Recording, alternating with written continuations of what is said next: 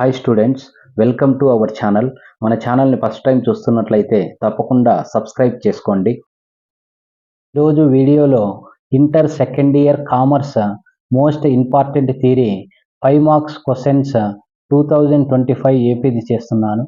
మనకి public question పేపర్లో commerce థియరీకి సంబంధించి 5 మార్క్స్ క్వశ్చన్స్ టోటల్గా 6 ఇస్తాడు.